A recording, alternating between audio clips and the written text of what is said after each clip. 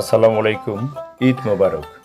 ঈদ উপলক্ষে গ্রামের বাড়িতে এসে মুক্ত পরিবেশে বিশুদ্ধ বাতাসে হাঁটতে খুবই ভালো লাগছে। রাস্তার দুপাশে সবুজ ধান ক্ষেত, ইতিমধ্যে ধানের শীষ আসা শুরু হয়েছে। মৃদুমন্দ বাতাসে ধানের সুবাস ছড়িয়ে পড়ছে চারদিক। যেদিকে চোখ যায় সবুজে সবুজময়।